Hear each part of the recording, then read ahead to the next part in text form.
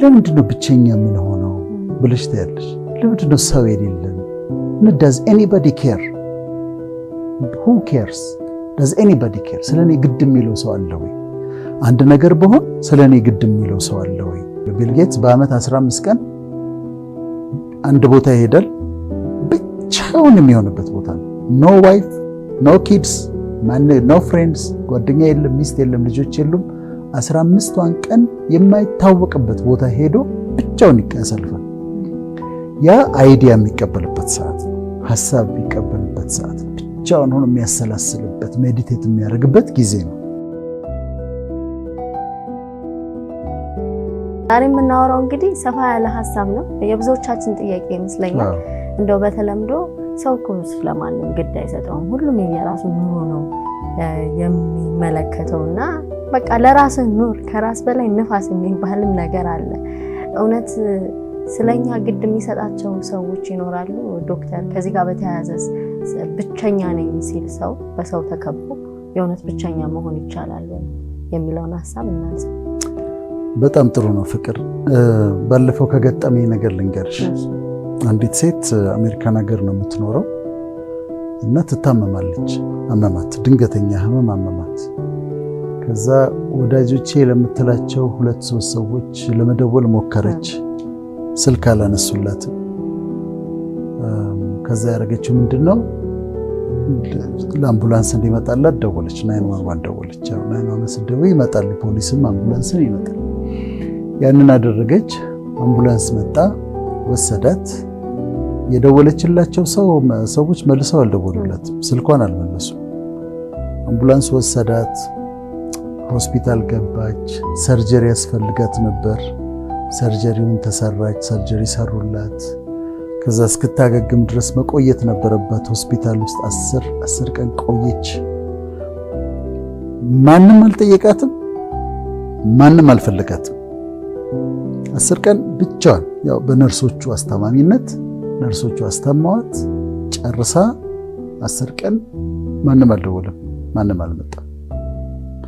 ከዛ ከሆስፒታል ወጣ በአምቡላንስ እንደገና ቤቷ ደረሷት። ቤቷም ደግሞ እንትን አዘውላት፣ ይሄ የመጣች ትሪት የምታረጋት ነርስ አዘውላት፣ የመጣች እያየቻት መድኃኒት እየሰጠቻት ምን እያለች፣ እሷ ደግሞ በሌለችበት እሷ ተንፏቃ ተነሳ፣ ራሷን አስታማ ዳነች።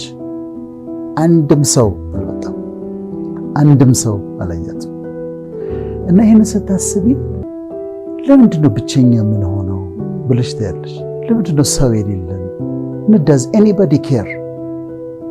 who cares? does anybody care? ስለኔ ግድ የሚለው ሰው አለ ወይ? አንድ ነገር በሆን ስለኔ ግድ የሚለው ሰው አለ ወይ? እና በጣም ነው ልቤ የተነካው። ምን አለች መሰለሽ?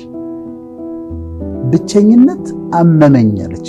loneliness painful ነበር። በቃ ብቸኝነትን ያየሁት painful የሆነብኝ በዚህ ሰዓት ነው። ብቸኝነት አመመኝ፣ ሰው ራበኝ፣ ሰው ጠማኝ፣ ሰውን ፈለኩ፣ ሰውን አጣሁኝ አለች።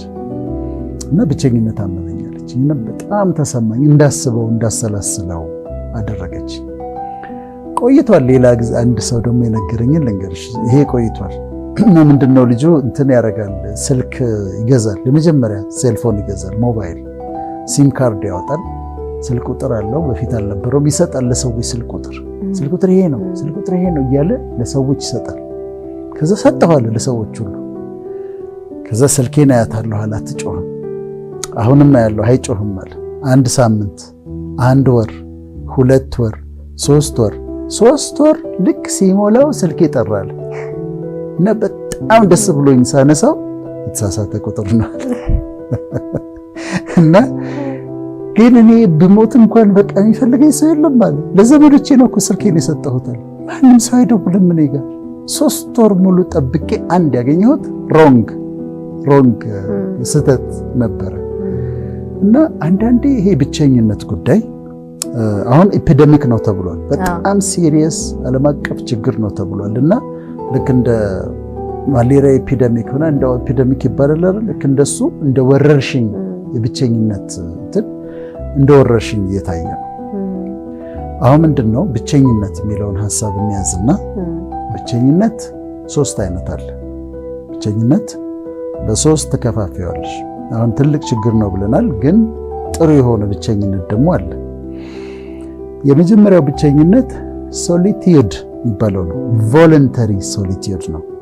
ሆን ብለሽ የምታደርጊው አስበሽበት የምታደርጊው ብቻዬን ጊዜ ማሳለፍ ፈልጋለሁ ብለሽ የምታደርጊው ነው። ይሄ ሶሊቲዩድ ነው። ቮለንተሪ የሆነ ሶሊቲዩድ ነው። ሰዎች ገዳም ይሄዳሉ፣ ቤተክርስቲያን ይሄዳሉ፣ መስጊድ ይሄዳሉ፣ ለረጅም ጊዜ የሚቆዩበት ቦታ ይሄዳሉ። እነዛ ቦታ ላይ ብቻቸውን መሆን ይፈልጋሉ። ለመንፈሳዊ ምክንያት ብቻ ሳይሆን ለአይዲያ ለማግኘት ብቻቸውን። አሁን የቢል ጌትስን አንብቤያለሁ። ቢል ጌትስ በአመት 15 ቀን አንድ ቦታ ይሄዳል። ብቻውን የሚሆንበት ቦታ ነው። ኖ ዋይፍ፣ ኖ ኪድስ፣ ኖ ፍሬንድስ፣ ጓደኛ የለም፣ ሚስት የለም፣ ልጆች የሉም። 15ቷን ቀን የማይታወቅበት ቦታ ሄዶ ብቻውን ያሳልፋል።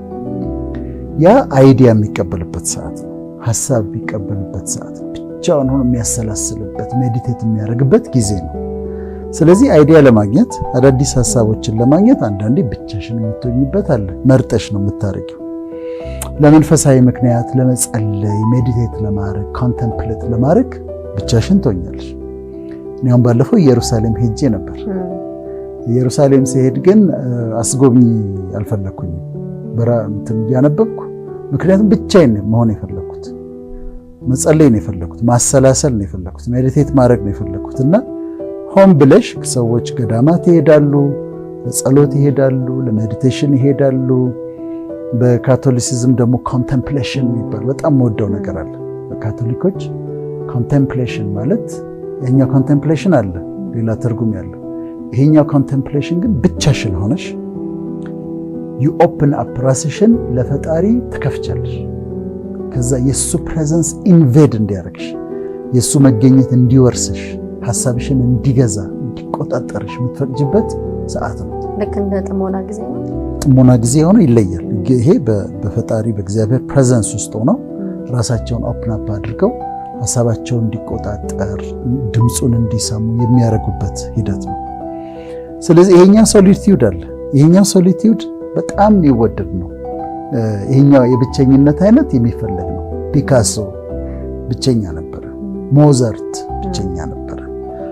ቅዱሱ መጽሐፍ ላይ እነ ኤልያስ፣ ኤልሳ፣ ሙሴ በጣም ብቸኞች ነበሩ። ማለት የብቻቸውን ጊዜ ይወስዱ ነበረ። ብቻቸውን። ይሄ የሚያስፈልግ ትላልቅ ሐሳቦችን ማሰብ የምትፈልጊ ከሆነ እና ከፈጣሪ ጋር ደግሞ ጥሩ ግንኙነት እንዲኖርሽ የምትፈልጊ ከሆነ ሆን ብለሽ የምታደርጊው የብቸኝነት ጊዜ ነው።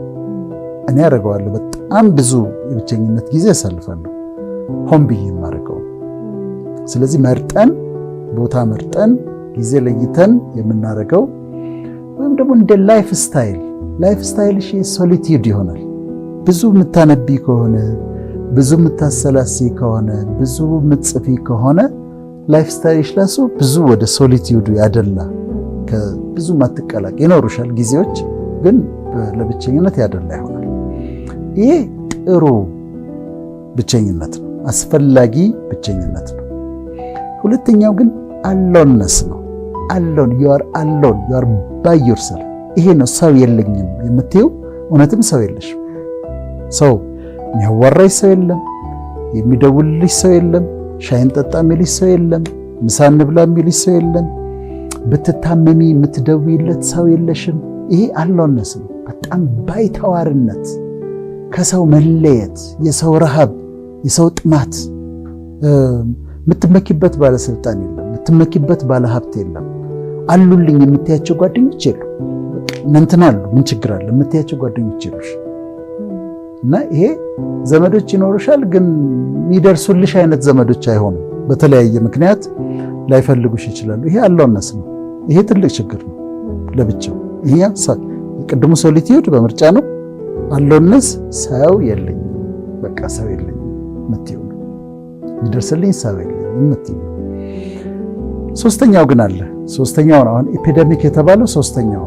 እሱ ምንድነው? ሎንሊነስ ነው። አሁን ምንድነው? ይሄ ነው ሶሊቲዩድ አየን፣ አሎንነስ አየን። ይሄኛው ሎንሊነስ ነው። ሎንሊነስ ፊሊንግ ነው፣ ስሜት ነው። ኢትስ ዩር ፊሊንግ። የሰው መኖር አለመኖር አይደለም። ዘመዶች ከበውሽ ሊሆን ይችላል። ዩ ፊል ሎንሊ። ፊሊንግ ስለሆነ ባለትዳር ትሆኛለሽ፣ ሰዎች ይኖራሉ። you feel lonely ብቸኛ ነሽ። መስሪያ ቤት ከብዙ ሰዎች መካከል ነው የምትሰሪው፣ ግን you feel lonely ብቸኛ ነሽ። ፊሊንግ ነው፣ ውስጣዊ ስሜት ነው። እና ይሄ ነው አሁን እንደ ህመም እየታየ ያለው የብቸኝነት ስሜት፣ የባይተዋርነት ስሜት፣ የመጠቃት ስሜት፣ ብቻ የመሆን ስሜት ሎንሊነስ ተብሎ ኢፒደሚክ ነው። አሁን ዓለም አቀፍ ችግር ነው እየተባለ ያለው ይሄኛው ስሜት ነው። ብቸኝነት ይሰማሻል። ሰው መሃል ሆነሽ በሰው ተከበሽ ብቸኝነት ይሰማሻል። እና አሁን በቅርቡ አሁን አሜሪካ ውስጥ እንግዲህ ትላልቅ ከጤና ጋር የተያያዙ ትላልቅ ድርጅቶች አሉ። በጣም ትልቁ ድርጅት ሲዲሲ ነው፣ ሴንተር ፎር ዲዚዝ ኮንትሮል ማለት ነው። እና ደግሞ ኤፍዲኤ አለ፣ ፉድ ድራግ ኦቶሪቲ እንደዚህ የሚባል ነው። ሲዲሲ ሎንሊነስ ላይ ሰሩ። ምን አሉ መሰለሽ? ከ3 ሰዎች አንድ ሰው ብቸኝነት ስሜት ይሰማዋል፣ ሎንሊነስ ይሰማዋል። ይሄ ፊሊንግ አለ፣ በዚህ አታክ ይደረጋል፣ ችግር አለበት። ከ3 ሰው አንዱ በአሜሪካ በሌሎችም ሀገሮች። ከዛ ውጤቱ ምን አለ? ይሄ ሎንሊነስ ስሜት የሚያመጣቸው ችግሮች አሉ ብለው ዘርዝረዋል። ልንገርሽ። አንደኛ ይሄ ሎንሊነስ ፊሊንግ ጭንቀት ያመጣል። ብዙ ጊዜ ጭንቀት፣ አንዛይቲ ኒውሮስ፣ የተለያየ ጭንቀት አይነት ያጠቃቸዋል ብቸኝነት ስሜት ያላቸው። ድብርት ዲፕሬሽን ያመጣል ብቸኝነት። የልብ በሽታ ያውን ሳይንስ ነው፣ ሲዲሲ ነው ያወጣው፣ ሴንተር ፎር ዲዚዝ ኮንትሮል የአሜሪካ ነው። በልብ በሽታ የመጠቃት እድላቸው ትልቅ ነው ብቸኛ የሆኑ ሰዎች፣ ይህም ስሜት የሚሰማቸው። ታይፕ 2 ዲያቤቲስ የሚባለው፣ ታይፕ 2 ዲያቤቲስ ማለት ታይፕ 1 ከህፃንነት ጀምሮ የሚመጣው ስኳር ነው። ታይፕ 2 ደግሞ አዳልት ከሆንሽ በኋላ ትልቅ ከሆንሽ በኋላ የሚመጣ ነው። ታይፕ 2 ዲያቤቲስ በብቸኞች ላይ ይበረታል። ዲሜንሺያ የመርሳት ችግር፣ ከመርሳት ጋር የተያያዘው ህመም፣ እሱም ከብቸኞች ጋር ብቸኝነት በጣም ይጠቁበታል። ከዛ አዲክሽንስ የህመም አይነቶች፣ የሱስ አይነቶች፣ የተለያዩ ሱሶች ከሰው መሃል ካሉት ይልቅ በብቸኝነት ስሜት የሚጠቁት በአዲክሽንስ ይጠቃሉ። ሱሳይዳል ቶትስ ራስን የማጥፋት ስሜት እና ደግሞ ራስንም ማጥፋት፣ ይህም ከብቸኝነት ስሜት ጋር ይያያዛል። እድሜያቸውም ያጥራል። ይህ ሁሉ ችግር ምንድነው? ጭንቀት፣ ዲፕሬሽን፣ ሃርት ዲዚዝ፣ ዲያቤቲስ፣ ዲሜንሺያ እንደዚህ የብቸኞች ችግር ነው። ብቸኞች ሲባል ግን ያ በምርጫ የተደረገው ሶሊቲዩድ አይደለም፣ ወይም ሰው የሌለም አለ። ግን ፊሊንጉ ብቸኝነት የሚሰማቸው ባይተዋርነት የሚሰማቸው ሰዎች በእነዚህ ይጠቃሉ ተብሎ ሲዲሲ አውጥቷል። ስለዚህ ልንነጋገርበት የሚገባ ነው ማለት ነው። ብቸኝነት እንደ ችግር አንስተን ልናወራው የሚገባ ነው። በተለይ አሁን ባለንበት ጊዜ አንተ እንዳልከው ከየትኛውም ጊዜ የሰፋ የሚመስለኝ ይሄ ስሜት፣ ይሄ ኢንዲቪዥዋሊዝም፣ ግለኝነት በጣም ሰፍቷል። ቤተሰብ ውስጥ ልጆች፣ የቤት የምትሰራ ሰራተኛ፣ አባትና እናት እያሉ ሁሉም የብቻውን የሆነ ቴሪቶሪ መስርቶ ነው የሚኖረው እና ልጆቹም ምንም እንደ አማካሪ ሳናግራቸው እነሱም ተመሳሳይ ስሜት፣ ሰው አለ 7-8 ሜምበር ወይም አባላት ሊኖሩ ይችላሉ በዛ ቤት ውስጥ፣ ግን ብቸኝነት ስሜት በጣም ያጠቃቸዋል እና ሁሉም የየራሱን መንገድ ሲፈልግ ይሄ ኢንዲቪዥዋሊዝም፣ ግለኝነት በጣም ከመስፋቱ የተነሳ ጫናው እያንዳንዳችን ላይ እየመጣ ይመስለኛል። ልክ ነሽ፣ በጣም ልክ ነው ፍቅር። አሁን አኗኗራችን ሲለወጥ አንድ ሰፈር ውስጥ ቡና ይጠራሩ የነበሩ ሰዎች ከዛ ኮንዶሚኒየም ውስጥ ሲገቡ ሁሉ የየራሱን ቤት ቆልፎ ሲዘጋ፣ ጎረቤት እንደዚህ የተባለው በፊት የነበሩ ባህሎቻችን እነሱን ስንተዋቸው፣ ሁሉም የራሱ ስልክ ላይ ሲደፋ፣ ተገናኝተውም እኮ ጓደኛዎች አያወሩም፣ ሁሉም የራሱ ስልክ ላይ ሲደፋ የብቸኝነት ስሜትን በጣም እያሳደገው መጣ። ይሄ መሰበር አለበት። ብቸኝነቱ መሰበር አለበት። የሚገርምሽ ብቸኛ ምን ሆነው እኔ ሳይ ብዙ ጊዜ ሰው ክላስ የሚባለው ነገር በእኔ ክላስ መደብ በቃ ልክ እንደኔ የሆነ ሰዎች ይላሉ። በቃ ሀብታሞች ከሆኑ ከሀብታሞች ጋር፣ ምሁራን ከሆኑ ከምሁራን ጋር፣ ዝነኞች ከሆኑ ከዝነኞች ጋር የመዋል ነገር፣ እሱ ነገር ብቸኝነትን ያባብሳል እንጂ የሚወዱን ስለኛ ግድ የሚላቸው ሰዎች አሉ። እኔ አንዴ የተገረምኩበትን ከቢሮ እወጣለሁ።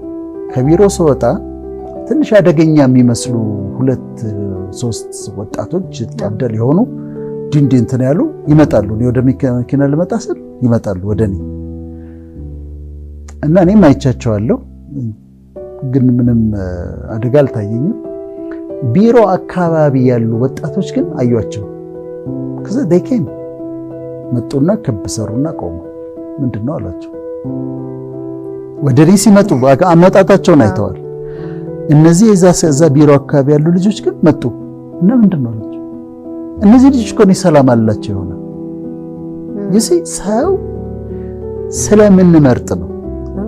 ጎረቤቶቻችንን እናስባቸው። ቢያመኝ መተው በቃ ምናምን ብለው ጉድ ብለው እናቶች በሌላ ጊዜ ሰላም አላቸው እናቶች መተው ጉድ ብለው ምናምን ሽሮ ሰርተው ፍትፍት ሰርተው አብልተውኝ ይሄዳሉ። ሐዘን ሲደርስብሽ ነው የምታያቸው። ሰላም ያላልሻቸው እናቶች ጎረቤቶችሽ ነጠላቸውን አዘቅዝቀው መተው ሲያለቅሱ ስታያቸው እነዚህ ሰዎች ያውቁኛል እንዴ ብለሽ እስክትይ ድረስ ሰው ስለምንመርጥ ነው እንጂ ሰው ስለሌለ አይደለም። አሁን ባለፈው እኔ ቢሾፍቱ ስልጠና ላይ የነበርኩ ጊዜ ይሄ ጓደኞቼ ምናምን የምላቸው ሰዎች የጠፋህ ምናምን ብለው አልደውሉልኝ። ግን የመስሪያ ቤት ጋር ቢሮ የምውልበት ጋር የጥበቃዎች አለቃ አለ፣ ሱልጣን ይባላል፣ ሙስሊም ነው። ከዛ ደጋግሞ ይደውላል። 3 ቀን 4 ቀን ሲያጠኝ ደጋግሞ ይደውላል። ከዛ አነሳሁለት። ምን ሆነሃል ሱልጣን?